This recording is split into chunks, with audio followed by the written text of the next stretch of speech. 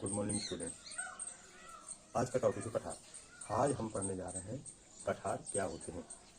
पठार पृथ्वी के द्वितीय उच्चावच भाग होते हैं जो सामान्यतः ऊंचे उठे हुए भाग अर्थात पृथ्वी के भूपटल पर ऊपर ऊंचे उठे हुए भागों को हम पठार कहते हैं। सामान्यतः ये आसपास के क्षेत्रों से अधिक ऊपर ऊंचे उठे हुए भाग होते हैं जिनका ऊपरी भाग सपाट होता है। क्या है? जिनका ऊपरी भाग सपाट होता है, अर्थात हम ये कह सकते हैं एक मेज की भांति। पठारों में ढाल पाए जाते हैं, पठारों में खड़े ढाल होते हैं और ये पर्वतों की ही भांति नवीन या पुराने हो सकते हैं। इनकी ऊंचाई 4000 मीटर से लेकर के 6000 मीटर तक, इनकी ऊंचाई 4000 मीटर से लेकर के 6000 मीटर तक होती है। ये खनिजों का प्रचुर भंडार। उदाहरण के तौर पर हम जानेंगे कि अफ्रीका के पठार सोना, चांदी और हीरे की खदानें पाई जाती हैं। भारत के पठारों में लोहा मैग्नीज के भंडार पाए जाते हैं। यहाँ कोयले के भी भंडार पाए जाते हैं। उदाहरण पर छोटा नागपुर का पठार। चलिए अब उत्पत्ति के आधार पर पठारों का वर्गीकरण करते हैं। उत्पत्ति के आधार पर अंतः पर्वतीय पठार, दूसरा है गिरिपथ पठार,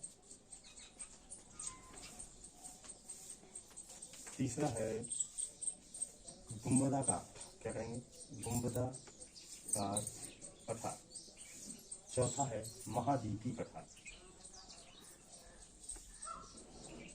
पांचवा है ज्वालामुखी पठार। चलिए सबसे पहले जानेंगे अंतः पर्वतीय पठार क्या कहलाते हैं। अंतः पर्वतीय पठार वो पठार होते हैं जो चारों ओर से, नाम तो जान रहे हो, अंतः पर्वतीय, चारों ओर से पर्वतों से घिरी हुई ऊंची भूमि क्या कहलाती है? अंतः पर्वतीय पठार कहलाती है। ठीक है, ये उदाहरण के तौर पर ये सर्वोच्च, विस्तृत और सर्वाधिक मात्रा में पाए जाते हैं। ये सर्वोच्चता, विस्तृत और सर्वाधिक मात्रा में पाए जाते हैं। ठीक है, उदाहरण के तौर पर देखेंगे मैक्सिको का पठार, बोलोविया का पठार, कोलंबिया का पठार, एशिया माइनर का पठार। सबसे नोट करके लिखिएगा तिब्बत का पठार। तिब्बत का पठार क्या? तिब्बत का पठार यानी 5000 मीटर ऊंचा है। नॉर्थ में क्यूनलुन और साउथ में हिमालय से घिरा है। क्या कहें? तिब्बत का पठार 5000 मीटर ऊंचा भाग है जो नॉर्थ में क्यूनलुन और साउथ में हिमालय से घिरा हुआ। अब दूसरा आता है गिरिपद पठार। गिरिपद अर्थात पर्वतों के पद पर, अर्थात पर्वतों के आधार पर पठारों की स्थिति, पर्वतों के आधार पर पठारों की स्थिति। ऐसे पठार जो पर्वतों के आधार पर पाए जाते हैं, जिनका एक भाग तो पर्वतीय, अर्थात जिनका एक छोर पर्वतों से, दूसरा छोर मैदान या समुद्र से संबंधित होता है, कह सकते हैं, टच करता है। ठीक है, ऐसे पठार आपके गिरिपद पठार कहलाते हैं। उदाहरण के तौर पर पीटमांड का पठार। क्या? पीटमांड का पठार और पैटागोनिया का पठार। क्या? पैटागोनिया का पठार। ये बेटा किसके उदाहरण है? गिरिपद पठार के। अगला आएगा गुंबदाकार पठार। कौन सा पठार? गुंबदाकार पठार। ऐसे पठार जिनकी उत्पत्ति वलन के द्वारा हुई हो, किनके द्वारा? वलन के द्वारा हुई हो, वो पठार गुंबदाकार पठार कहलाते हैं। उदाहरण के तौर पर ओजार्क पठार,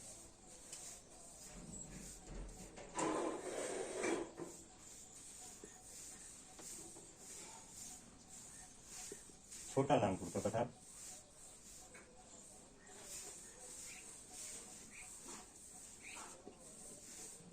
रामगढ़ का पठार। ठीक है, देखिए ये दोनों भारत में।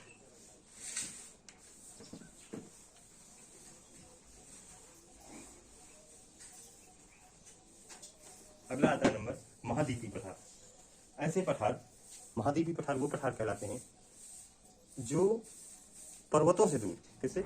महाद्वीपी, जान रहे हैं महाद्वीप, अर्थात पर्वतों से दूर, चारों ओर मैदानों से या समुद्र से घिरे हुए पठार महाद्वीपी पठार कहलाते हैं। अब बात ये है कि अगर ये समुद्र से घिरे हुए हैं और मैदानों से घिरे हुए हैं तो इनको हम क्या कहते हैं? शील्ड कहते हैं। क्या कहेंगे? शील्ड। उदाहरण के तौर पर देखेंगे। अब सीधी बात ये है कि हम महाद्वीपी पठारों को शील्ड कहते हैं, ठीक है। उदाहरण के तौर पर Siberia shield, Laurentian shield. Laurentian shield को ही कनाडियन शील्ड कहा जाता है। लॉरेशियन या कनाडियन।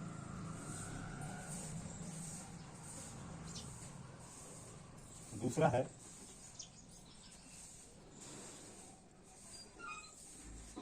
साइबेरियन। तीसरा है बाल्टिक। चेक। अब लास्ट आता है ज्वालामुखी। वे पठार जिनका निर्माण ज्वालामुखी के उद्गार से अर्थात ज्वालामुखी के लावे के जमाव के कारण से हुआ है, वो पठार ज्वालामुखी पठार कहलाते हैं। सीधा सबसे सिंपल पठार ज्वालामुखी पठार, जिनकी उत्पत्ति ही ज्वालामुखी के निकले हुए लावे के जमाव से हुआ है, वो ज्वालामुखी पठार कहलाते हैं। उदाहरण के तौर पर हम देखेंगे दक्षिण का, भारत का दक्षिणी पठार अर्थात दक्षिण का पठार। दूसरा आएगा स्नैक पठार।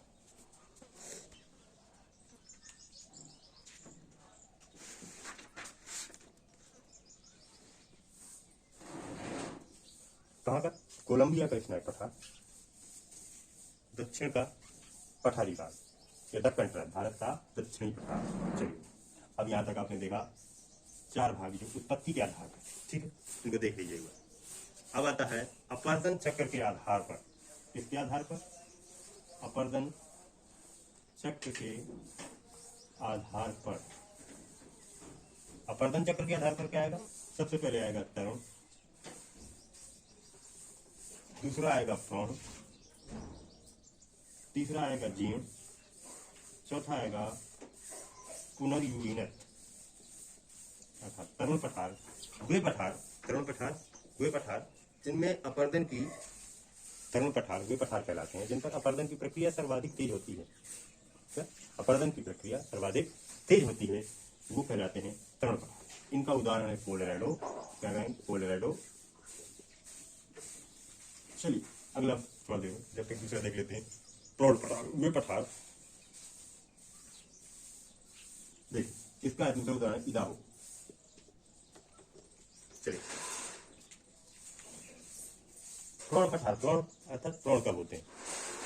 जब अपनी परिपक्वता फुल हो जाए, अर्थात वे पठार जो परिपक्व हो, क्या हो?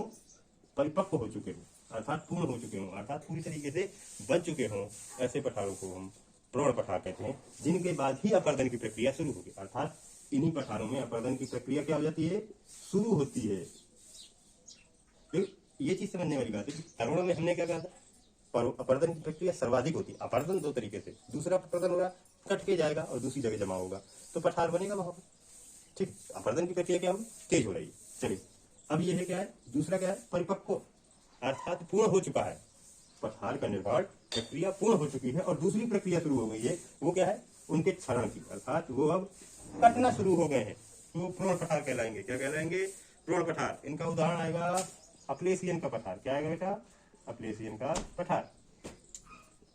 चलिए अगला आता है जीर्ण। नाम तो सुना होगा जीर्ण। जीर्ण से क्या समझ में आ रहा है? कि ऐसे पठार जिनकी समाप्ति हो चुकी हो। क्या हो चुकी हो?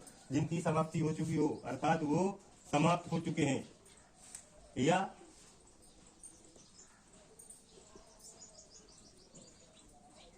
समाप्त होने वाले हैं।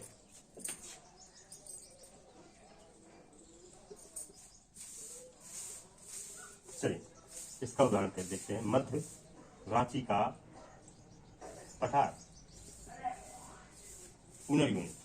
पुनर्युगीनत पठार। क्या कहेंगे? पुनर्युगीनत पठार। पुनर्युगीनत मतलब जिनका निर्माण दोबारा से शुरू हो गया हो, अर्थात कभी वहां पठार था, फिर पठार समाप्त हुआ, फिर दोबारा पठार शुरू हो गया, ऐसे पठारों को पुनर्युगीनत पठार कहते हैं, ठीक है। उदाहरण के लिए हम क्या कहेंगे? एक पठार का नाम सुना होगा आपने, पाट पठार। क्या कहेंगे? पाट पठार। और दूसरा है मिसौरी पठार। इसी के साथ पठार का चैप्टर समाप्त होता है। मिलते हैं अगली बार। धन्यवाद।